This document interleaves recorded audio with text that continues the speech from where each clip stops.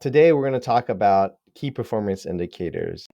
This episode is sponsored by Agent CRM. If you're in sales and tired of paying 3, 4, or 5 different companies for your email, CRM, funnels, phone, follow-up automation, check out Agent CRM. It's an all-in-one tool that combines all that you need to reach out, nurture, and close your clients. They've got weekly support calls so you can get up and running in no time. Get a free 14-day trial by going to the link below in the show notes.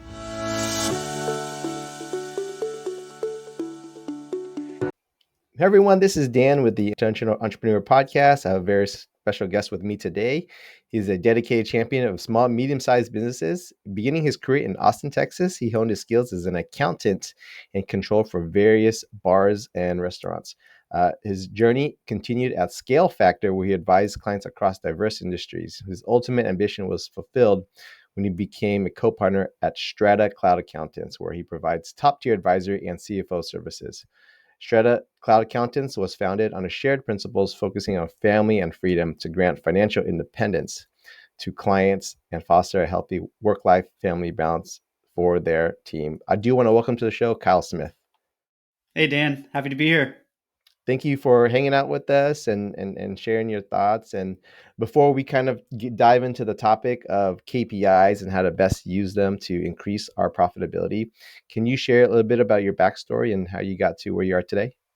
Sure. So I kind of grew up in the restaurant business, the hospitality industry. My dad was worked with Brinker for many years. So that's kind of where I cut my teeth and got the entrepreneurial bug to start. And then went to UT. And coming out of college, my dad started some restaurants here in Austin, Texas, where I'm based now. And so I was helping him with that, kind of learning the back office side, the financial side. And at the same time, I was moonlighting as a poker player because it was a huge poker boom at the time. Mm-hmm. Yeah. And so I was very into that. I thought that was going to be what I did. That was kind of where I channeled my entrepreneurial instinct at that point. I thought I would be a professional poker player. Mm-hmm. Um, as I dug into that more, into that world, I realized, and I don't know why it took me so long, but I realized, in poker, if I'm winning, somebody else is losing, and vice versa. It's really a game where there's always a loser. It's a net zero game. So I realized that's not really what excites me. That's not really what I want to do.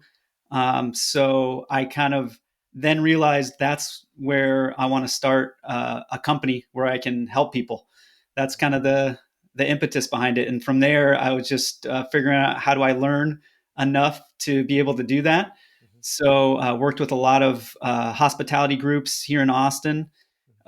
And then worked at Scale Factor, which was a company providing back office accounting software, and worked with a ton of different industries when I was working there, and kind of got a crash course for a few years on how different industries worked, and learned that there's some fundamental metrics and things that businesses should measure across the board. Mm-hmm. And also learned a lot of things not to do, made a lot of mistakes. But we started our business kind of working with our clients that we worked with years at Scale Factor, and really realized the dream of being able to help people. So we started with a small group of businesses, and we've just grown from there with that goal that I had back when I realized I didn't want to play poker anymore.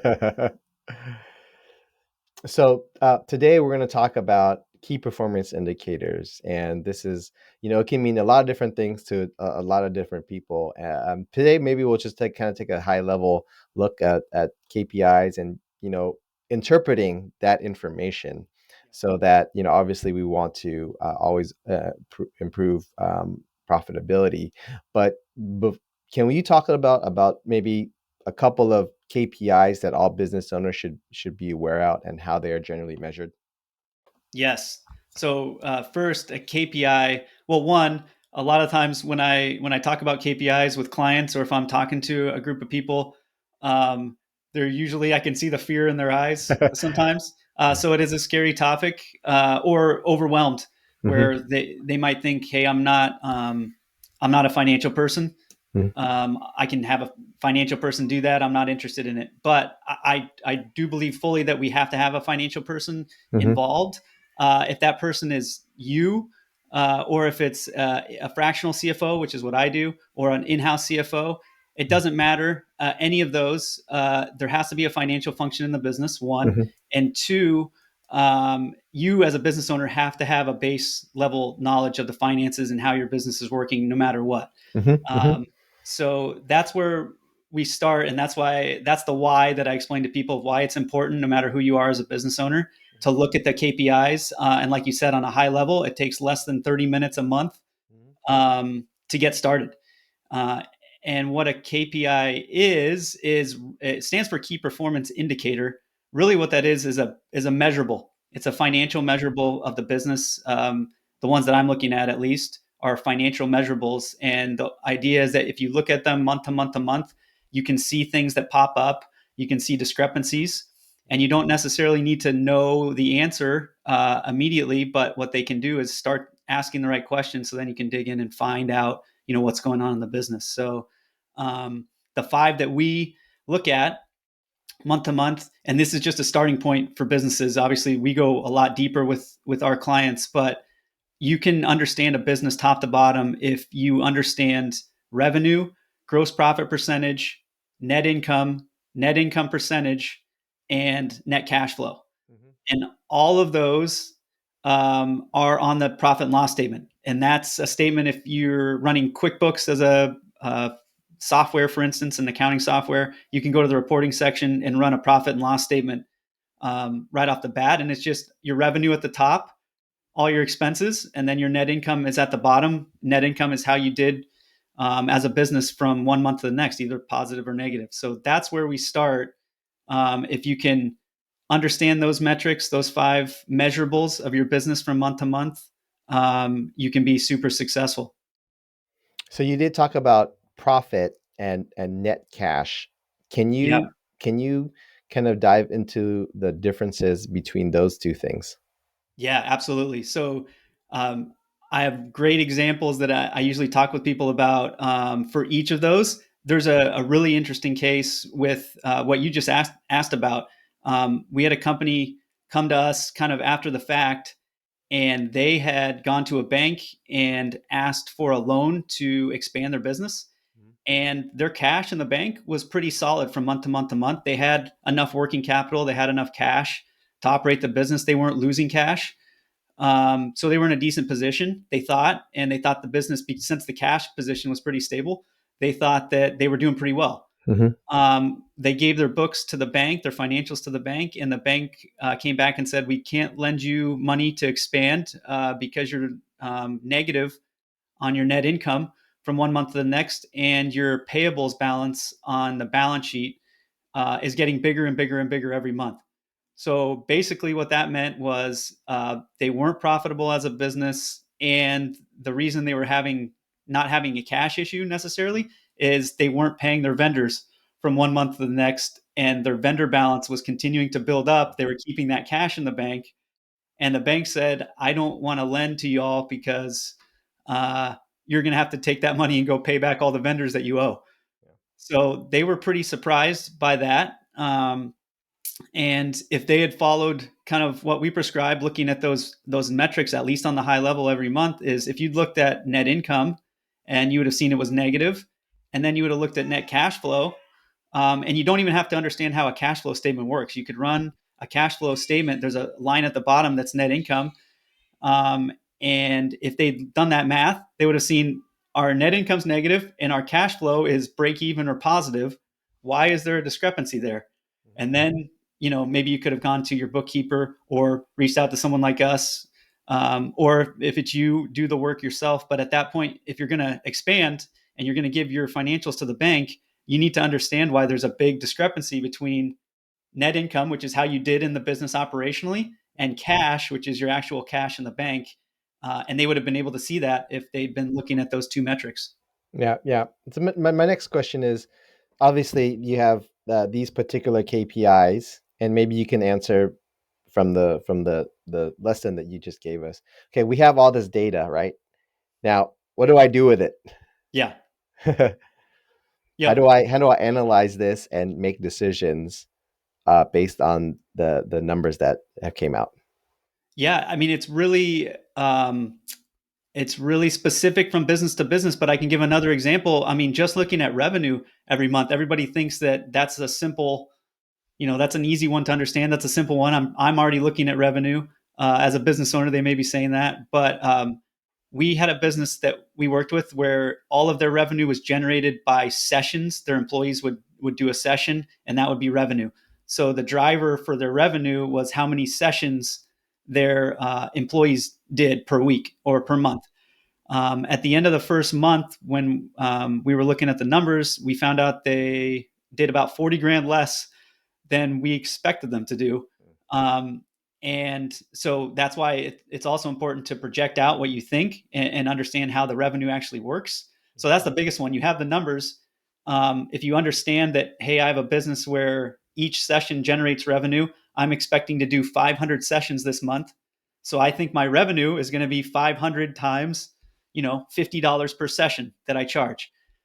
Just that high level of knowing, okay, that's whatever that is, 250 grand or 25 grand. You take that number and then you measure it against what actually happened. So in this case, what actually happened was 40 grand less than they thought.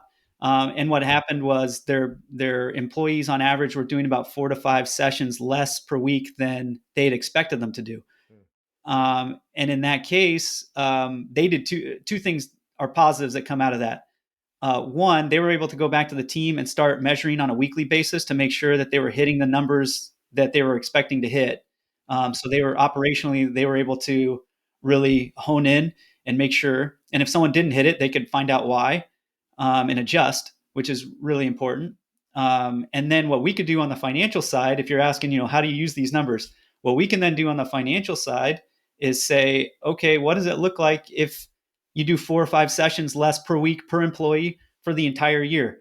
What's the cash position going to be like at the end of the year? Are you going to be making money or losing money from month to month? And then how's that affect the cash balance? So um, those are super important because then, hey, do I have enough money to expand? Do I have enough money to pay myself what I want to pay myself? Do I have enough money to um, go do a capital raise? And how much of that capital raise do I actually need? Can I do a line of credit? So it opens up all these possibilities of analysis that you can do to make sure you're making the best decision for the business in the medium and long term. Yeah, yeah. And I think it's easy to get overwhelmed with, you know, numbers, especially if your particular position is not the numbers, but in smaller businesses, obviously, the principals often have to wear multiple hats. Mm-hmm. Um, how is it? Uh, Let me step back. Um, when would it be a good or optimal time for an expert like you to come in and start helping a company? Yeah, it's a great question. Yeah. It's a hard one to answer, but I can kind of put a frame around it. Mm. Part of it depends on how fast you're looking to grow, Mhm. um, because we've worked with businesses that are pre-revenue, where we've come on before they've started generating revenue because they were expecting to grow, from 0 employees to 30 plus employees in a year span. Mhm. So in that case, everything that you do as a business is amplified in terms of the cash flow and the spend from month to month and how fast everything's changing. Mhm. In that case, I'd recommend a fractional CFO to come in as soon as possible there because every decision, and this is a big one that I always say, if you make a $5,000 mistake or you miss out on $5,000 of revenue or something that could be found doing like a KPI exercise or looking at the measurables, Mhm. you missed 5K for that month. But if you don't address it, it's compounding every single month from there on out. So Mhm. that 5K mistake becomes a 60K mistake by the end of the year. Mhm. So that's why if you're trying to grow very quickly, it's really important to get a financial expert in as soon as possible, because the ROI can be 10 times, 100 times in that type of a situation. Otherwise, we understand that um, it's really, really tough to have a financial person, even on a fractional basis, if you're pre-revenue or Mhm. you're bootstrapping, like you said, or you're a small business where you're wearing a bunch of hats. Um, but usually we're working with businesses that are crossing that $1 million annual revenue mark, Hmm. and then going from there all the way up to, depending on the industry, 20, 30 million plus before they would need a full-time CFO. So there's a big range. Hmm. And like I said, that million number is pretty arbitrary because it really depends on how fast you're growing, and the financial acumen needed based on the industry. But our overall goal is to be a bridge. Hmm. And that's any fractional CFO, is being able to bridge between not having any financial aspect of the business to having a full-time CFO. So Hmm. it, like I said, it's a tough question, but that's usually the framework: is how fast are you growing, and then otherwise we're kind of looking as we're crossing that 1 million in annual revenue mark. Yeah. So that you share the story about the banking, your client looking to get a bank loan. You mentioned capital raise. Um, uh, why is it important, or how can a fractional CFO assist in the capital raise? Yeah, another. I was thinking about this one the other day of what if we charge differently for our services. Mhm. We probably should have in this case. Um, but it was an awesome outcome for the business. They were looking to expand new locations. It was a restaurant group, and they were looking to, how are we going to fund it? They funded previous locations with a combination of equity and their own cash, and they were in a pretty good cash position. So when we did the analysis, we found out that for what they wanted to do, they didn't necessarily need to do an equity raise for the next location. They could do it with their own money and a line of credit in the background as a safety net. So hopefully, Mhm. if everything goes well, they're using their own money. If it doesn't go well, or to what they think it's going to go, they have the line of credit in the background that they can tap as additional cash. And in that case, everything's always an option. So you always have an option to do an outside equity raise. But in this case, if they don't do the outside equity raise, with the amount of cash that they would have to pay outside investors over, a 3 to 5 year horizon for that location that they were going to expand into, it would have been $2 or $3 million in this case, that would have gone out of the business, that now they get to keep in the business because they were using their own cash with a line of credit as a backstop. So that's where we can be helpful and say, hey, maybe take a look at an option of a line of credit and use your own cash, and then you can save on doing an investor raise, and that means millions of dollars for you as a business in the long run. Because it's not all about money, but in that case, that's really important to have that extra $2 or $3 million in the business that they can then use to continue to expand, or they can take it out for a job well done. It just gives them a lot more options. Yeah, yeah. You know, um, I've talked to some people as their business attorney, and some of the conversation always talks about, oh, I want to raise money and bring outside money, and this is my personal preference. I heard it from another professional. It makes sense, kind of aligning what you just said, is they would rather take a loan or use their own money rather than raising equity, because you're not now beholden to those particular shareholders, and you still maintain control of the company.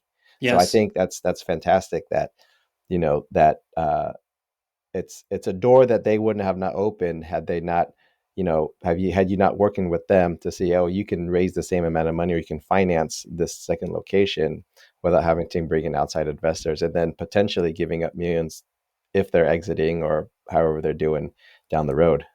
Yeah. Yeah. No, and you bring up a really good point. I just wanted to say one other thing on that, because exactly what you said. A lot of times, I think people know it instinctually, but really what it is debt is a little riskier because you have to pay back the debt no matter what.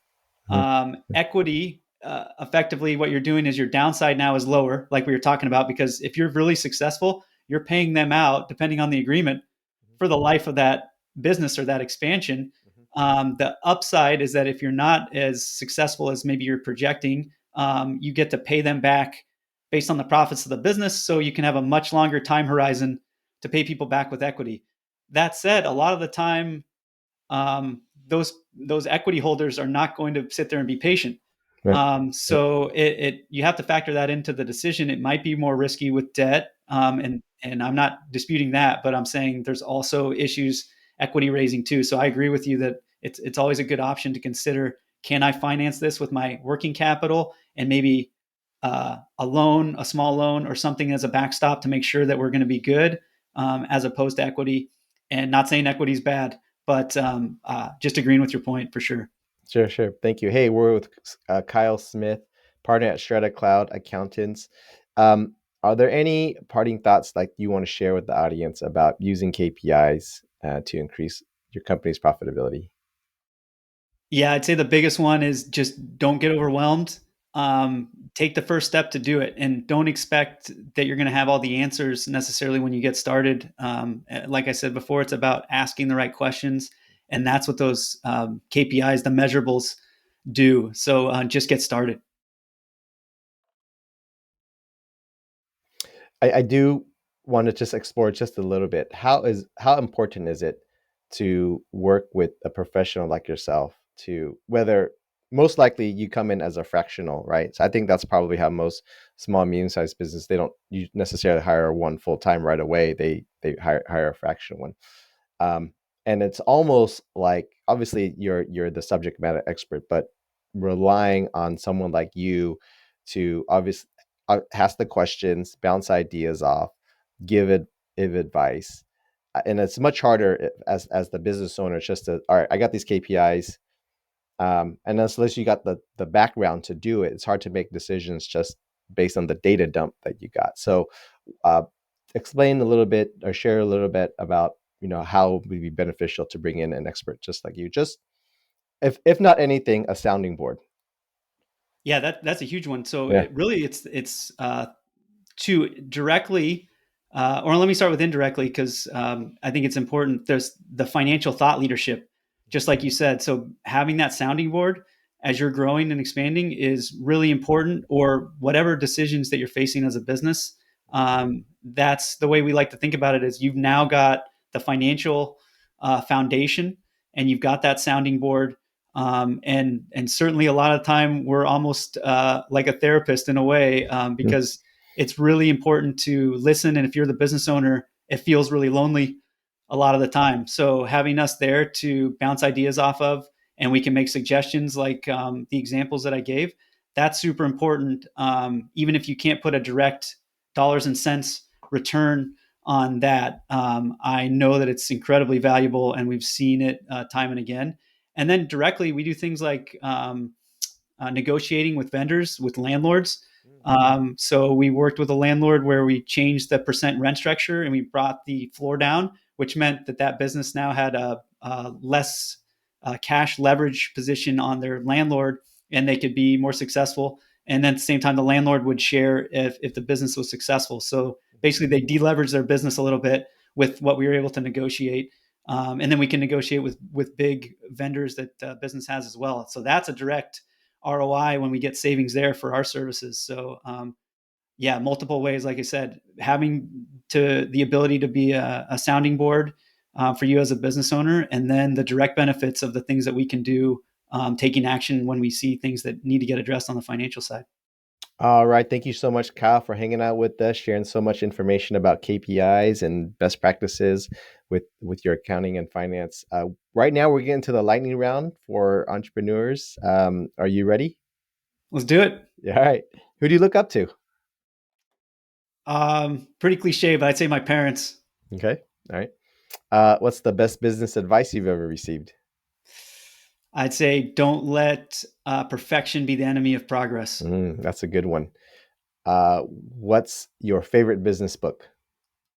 It's business related. It's called Tinker, Dabble, Doodle, Try, Mm, and it's all about basically have a hobby. Do lots of things. You don't mhm. have to be amazing at everything, but basically try, All which is right. what I try to practice in my life. If you could do one thing over again, what would it be? Figure out what I wanted to do earlier, but I mean that's I wish that would be awesome. Are you familiar with the term 3 feet from gold? Meaning like you're very close. Kind of. So I'll explain the parable, share the parable. So the story goes, A miner hears there's gold in the hills, so he buys the equipment, buys the land, digs, doesn't hit any gold.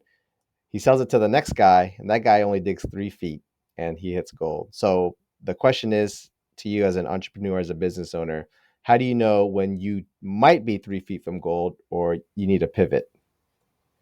Yeah, so this one obviously near and dear. You don't know if you're 3 feet from gold. That's why you have to measure, and then you keep moving. If the only way to find your way through a maze is you got to find the dead ends. Yeah. What's the biggest challenge in your business today? When to grow our Mm-hmm. team internally. So luckily, we're very well equipped to do that, but it's still a tough decision. And so one that it's a good problem to have, but it's also critical. What's the best thing you've spent $100 or less on that has greatly improved your personal life or your business life? I was thinking $100 is you have to adjust that for inflation. But I would say so. I ran my first marathon this past Sunday, and I got a running singlet, which was a lot, basically a shirt, running shirt. That was nice to have as I was getting really really tired at the end of the race. Instead of having a sweaty T-shirt, I had a nice uh, shirt made for running, which made a huge difference for me. So that's the thing I could think of that's less than $100 that really helped me out. Mm-hmm. All right. You lose everything in your business. The only thing you have is your laptop, your cell phone, and an internet connection. How do you rebuild your business in 30 days? Do you have your contacts in your phone? Yep. So this is maybe the one that I wished I'd known earlier on is that it's so important to have a network. Hmm. It's pretty much life or death in business to have a strong network. So what I'd be doing is take my phone and start calling people. And to be honest, that it's a good attitude to have every day. If you take that attitude of I've lost everything and I need to restart, I love that attitude for staying hungry. So that's what I would do is jump into my contacts and start calling people. All right. Kyle Smith with Strata Cloud Accountants. Hey, if our audience wants to reach out to you, what's the best way? So our website is stratacloudaccountants.com. And we also have a special landing page for this show, and it's stratacloudaccountants.com/intentional. And at that landing page, we have free resources you can download. So the 5 KPIs that I talked about, I actually have an Excel sheet that really makes it easy to get started that you can use with your own financials and some instructions on how to do it, and then more information on KPIs and a link to our website with all our other blogs and other resources to help on the financial side. All right. Hey, we'll put that link in the show notes. Thanks again, Kyle, for hanging out with us. And hopefully we can talk again soon. Awesome to chat, Dan. Thanks. All right.